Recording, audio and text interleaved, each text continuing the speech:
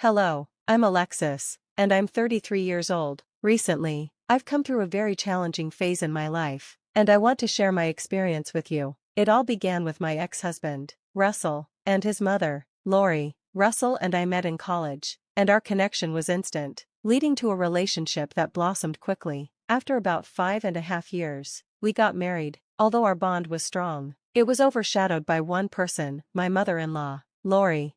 From the first moment Russell introduced me, Lori made her disdain for me abundantly clear. Her constant criticisms and insults exacerbated my insecurities about my appearance. Still, I held on to the belief that Russell loved me for who I truly was, which provided me some comfort.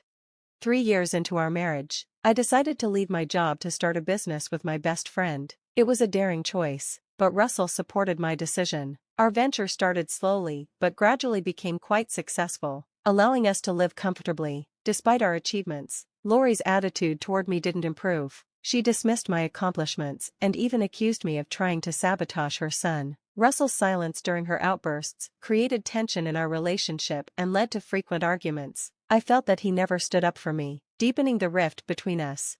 Things took a turn for the worse when I uncovered Lori's attempts to set Russell up with other women. I stumbled upon this through a text on Russell's phone, which revealed their exchanges filled with derogatory remarks about me. Initially, Russell resisted his mother's matchmaking efforts, but over time, he began showing interest in the women she suggested. This revelation left me heartbroken and questioning the very foundation of our relationship. Feeling distressed, I resolved to confront Russell about what I had found out, planning to do so after work the next day. However, that day took a surprising twist. One moment I was on my way to work, and the next, I woke up in a hospital bed, surrounded by the beeping of machines and the attentive eyes of nurses. My head throbbed, and I felt an intense thirst. Despite my weakness, I managed to ask for water. After drinking, I tried to rest again, hoping to alleviate the pain, but when I attempted to move my legs for comfort, I was shocked to realize they wouldn't budge. Initially, confusion set in, followed quickly by panic. I urgently called for a nurse, explaining that I couldn't feel my legs. The nurse immediately informed the doctor, who conducted tests to assess my sensation. It was during this tense moment that Russell entered the room, his concern evident as he tried to grasp the situation. After further examinations, the doctor delivered the shattering news: I was paralyzed. Russell left the room, likely overwhelmed with anxiety and sorrow. Alone, I struggled to come to terms with this life-altering truth. Sensing my distress, the doctor advised me to rest and assured me that, despite my insistence that sleep was impossible given my turmoil, the medication would help me find peace. He explained that even though my spinal injury was severe, there remained a chance for recovery. This glimmer of hope was tempered by the knowledge that any progress would be gradual and require significant effort. Processing this news was overwhelming, yet it introduced a faint hope amid the despair. Determined to conquer my paralysis, I recognized the challenges ahead. The doctor stressed the importance of nutrition and rest for my recovery, including healing from other injuries sustained in the accident. This conversation provided a sliver of hope. The notion that my condition might not be permanent fueled my resolve to fight for my recovery. Soon after the doctor left, the nurses filled me in on the accident details. I had been struck broadside at an intersection, causing a severe crash that resulted in multiple injuries, including spinal cord damage, a broken collarbone, and facial bruises. Learning that I had been in a coma for 2 weeks was shocking. Discovering that the accident was caused by a driver under the influence, who had since been apprehended, evoked mixed feelings. Although anger and frustration were my immediate reactions, there was a sense of comfort in knowing that justice was being served. After eating and taking the potent medication, as the doctor had warned, I quickly drifted into a deep sleep. Upon awakening the next day, the room was silent, except for the soft hum of medical devices. That's when I spotted my mom catching a moment of rest in a chair. My attempt to get her attention startled her awake. As she approached my bedside, the blend of concern, relief, and love on her face was overwhelming. Our reunion was filled with tears and tender gestures that conveyed the fear and relief we both felt.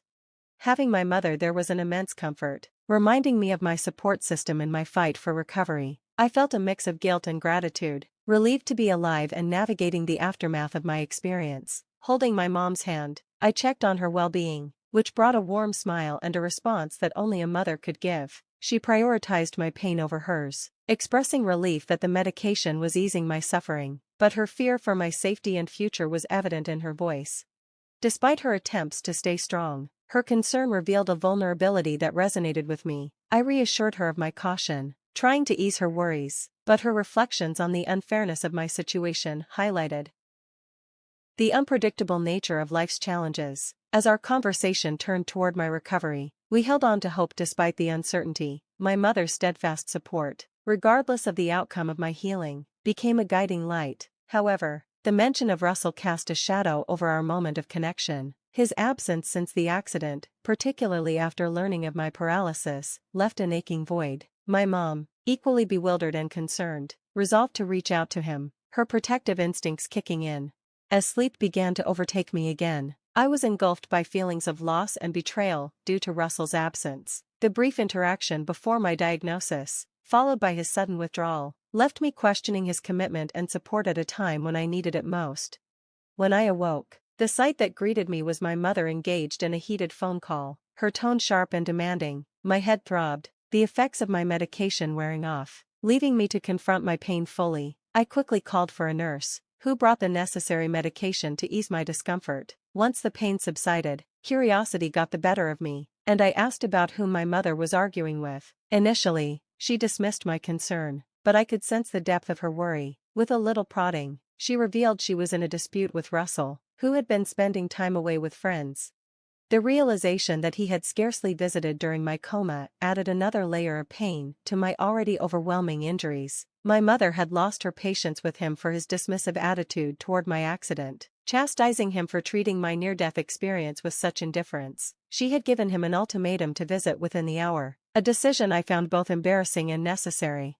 Eventually, Russell arrived, accompanied by Lori, which only amplified my discomfort. His lack of support had already weighed heavily on me, and Lori's presence was the last thing I wanted. Sensing the tension, my mother excused herself to allow us to talk. Faced with Russell's neglect, I confronted him about his absence, only to be met with cold indifference from Lori, who implied that my condition rendered me of little use to Russell. She openly admitted that he had contemplated staying by my side until she persuaded him otherwise, citing our pre-existing relationship struggles and my inability to contribute financially due to my paralysis as justifications for their callousness. This revelation was a harsh blow, underscoring the fragility of our bond and the stark reality of my new circumstances. Russell made it painfully clear that my paralysis had changed his willingness to honor our vows of mutual support through sickness and health. His blunt admission, influenced by Lori's cruel perspective, left me reeling. Lori did not hesitate to express her belief that Russell deserved better, evaluating my worth solely through the lens of my threatened business success, their readiness to abandon me in my time of need. With Russell announcing his intention to serve divorce papers and Lori gleefully scheduling him a date immediately afterward, felt like a profound betrayal. As they left, leaving me to grapple with the crushing reality of their abandonment, my mother returned. Her presence was a small comfort as I recounted the devastating exchange. She was furious, her anger a testament to her love for me. Even though she couldn't confront them in person, she stayed by my side, a pillar of strength as I cried until sleep mercifully took me. When the divorce papers arrived the next day, it felt like a formality. Signing them, I was struck by the sight of Lori's triumph and Russell's apparent relief, a painful reminder of the cruelty of being left by someone I believed loved me, especially during such a vulnerable time. The weeks that followed were dark, filled with deep depression. It felt as if a vital part of me had been stripped away, leaving my world colorless. Yet during this time, my mother stood by me as a silent stronghold, offering comfort through my favorite meals and fresh flowers. Her actions were a quiet testament to her unwavering support. Her presence helped me face each day as I began to navigate the world anew, starting with the healing of my physical injuries and preparing for the challenges ahead. After my diagnosis and the subsequent abandonment by Russell, I was cleared to begin physical therapy and start a regimen of medications aimed at managing my paralysis. A skilled physical therapist was recommended, and my sessions were scheduled to begin in a week. Honestly, my initial reaction was one of defeat. I wanted nothing more than to lie in bed, succumbing to my sorrow. This led me to miss my first couple of therapy appointments, a clear sign of my despair. However, my mother reached her limit with my despondency. She confronted me, expressing her frustration with my continuous moping. Despite my protests of feeling utterly defeated, She insisted that I had the power to change my circumstances, even if only to a small degree. She challenged my passivity, arguing that even a minor step forward was better than remaining stagnant. Her suggestion that I could reclaim some control over my life provided a glimmer of hope and perhaps even a path to prove. Russell and Lori struck a dissonant chord. She pointed out that even though my physical capabilities were compromised, my intellect and spirit remained intact, urging me to utilize them. Taking her words to heart, I reluctantly agreed to start working from home, partly to satisfy her and partly to escape her relentless encouragement. To my surprise, this decision became a pivotal moment. I returned to my role in the business, largely due to my partner and close friend, who had kept things running during my absence. Her visits, although infrequent due to the demands of our business, served as reminders of the life that awaited me outside my self-imposed isolation. This shift towards taking action, however minor, was the first step in a lengthy journey of healing and self-assertion, supported by my mother's unwavering belief in me and the understanding that giving in to despair would not heal my wounds, but could worsen them. Upon my return to work, my colleagues welcomed me back warmly, expressing both concern and relief at my involvement again. I reassured them I was managing well and quickly got back into the work rhythm. Much to my mom's joy, this positive change mirrored my commitment to physical therapy, which I attended 4 times weekly. Despite the initial embarrassment and challenges, I was determined to push through. An unexpected source of motivation came from a Facebook post by Russell announcing his remarriage. The post, laced with thinly veiled jabs at our past, ignited a fierce determination within me not just to recover but to surpass my previous achievements. This anger transformed into a powerful driving force, fueling my dedication. Over the next 5 years, the journey was fraught with challenges, with the first 3 years focused on regaining my ability to walk, a milestone I achieved with the help of a cane. The subsequent years were devoted to my business, propelling it to significant success and recognition, a testament to my hard work and resolve. However, I felt no true satisfaction until an unexpected chance for retribution appeared. Russell's company was struggling. In a twist of fate, my company found itself in a position to propose a merger, one that would place us in a dominant position. We proceeded with the merger on terms that heavily favored us, granting us considerable control. The moment I stepped into Russell's company for our first meeting post-merger, cane in hand yet standing tall, the shock on Russell's face was a silent triumph. The years of struggle, betrayal, and hard work had led to this moment, marking not just a personal victory but also the start of a new chapter in my professional life, one where past grievances could finally be laid to rest. Striding confidently into the room, heels clicking with each step, I embodied my recovery, a stark contrast to the image Russell had last held of me. As I announced my new role as CEO, I outlined upcoming organizational changes, hinting at a more streamlined team structure. While the implications were broad, the message was unmistakable, especially for Russell, who was a prime candidate for dismissal. Unable to contain his shock and confusion, he confronted me after the meeting. His disbelief about my recovery, framed by his accusation of deceit, was met with my clarification that his absence had left him unaware of my potential for recovery, a potential that had now fully materialized. I dismissed his suggestion that revenge was my motive with the same cold indifference he had shown me, making it clear that my ambition and efforts far exceeded any desire for petty retribution.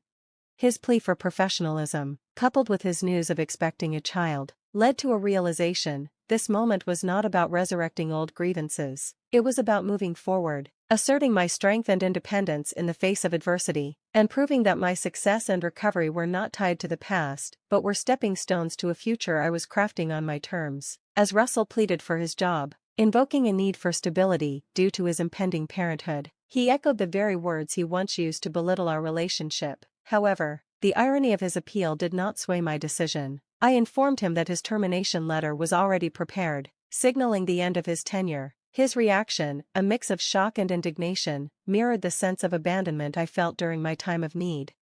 As I left him to process the ramifications of his actions, a surge of empowerment washed over me, starkly contrasting the vulnerability I once experienced. Lori's attempts to vilify me through calls and messages later that day only reinforced the righteousness of my actions. Her insults were met with reminders of her role in the collapse of my marriage and well-being. This bitter exchange highlighted the transformation I had undergone, from a place of helplessness to one of strength and determination. The sweetness of this victory lay not only in retribution but also in affirming my resilience. The support and encouragement I received during my darkest moments were instrumental in this journey. This experience taught me a vital lesson: from the depths of despair, the only way is up. With each step forward, I distanced myself from the shadows of my past, embarking on a journey defined by my strength, determination, and newfound independence. Thank you for watching. See you again in the next video, and stay stunned.